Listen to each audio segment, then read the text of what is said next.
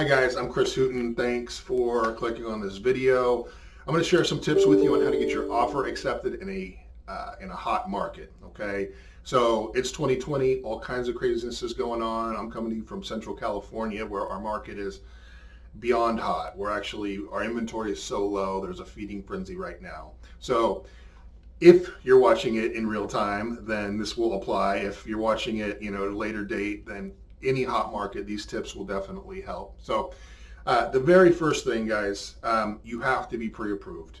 You have to be pre-approved, and you have to know what can you afford, not just your payment and all that kind of stuff, but we need to talk through the reality of the market and what's your top dollar that you're willing to go to as far as financing, how much available cash you have, whether it's money you have in the bank, money you're willing to take from a 401k, money you can get from a family member, because in this market, the amount of cash that you have to put towards the transaction will help you.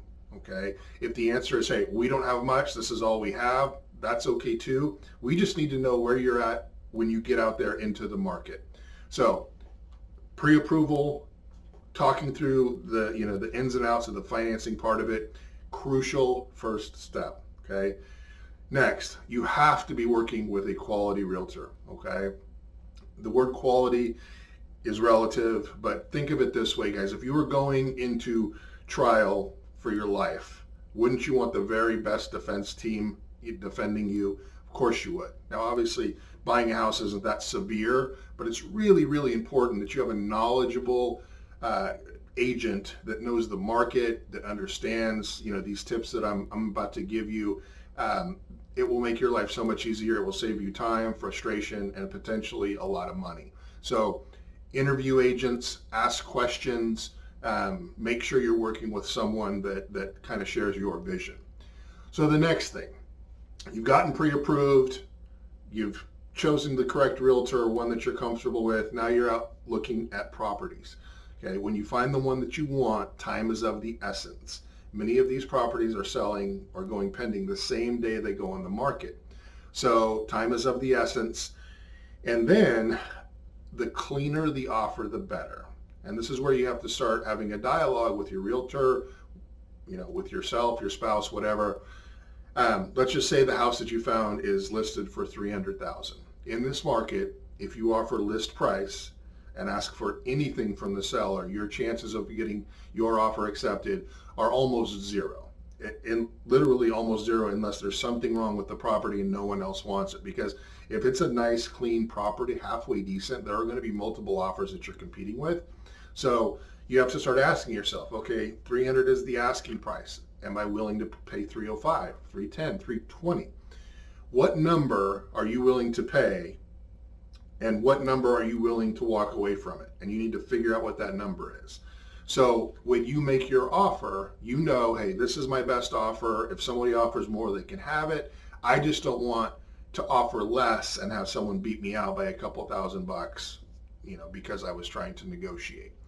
The other thing, okay, as clean an offer as you can give. Okay, what can you remove? What can we not ask the seller for, or what concessions can we give the seller?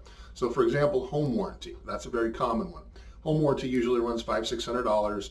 A lot of times the buyer will ask the seller to pay for it. So the question you have to ask yourself is, am I willing to lose this house over a $500 or $600 warranty? If the answer is yes, ask the seller to pay for it and don't think twice. If the answer is no, which I'm guessing it probably is, then maybe leave that out of the offer. Okay.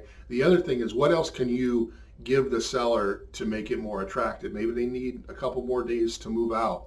The close of escrows, on a Friday. Maybe you give them through the weekend to be out of the property. What can you remove as far as contingencies? Contingencies are items in the appraisal that give you a certain amount of time, to back out. So of course your inspections, your home inspection, whatever inspections are required, you want to have those done, but also, you can shorten the period of time that you give yourself to have those done. Another contingency is the appraisal contingency.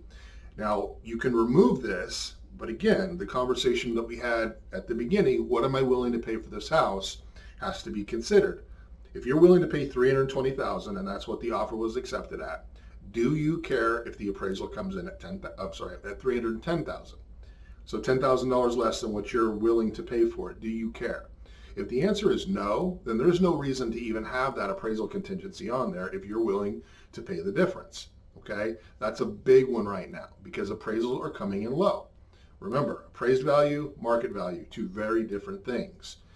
So anything that you can do to tell the seller, hey, we are serious about this transaction. We want to buy this house.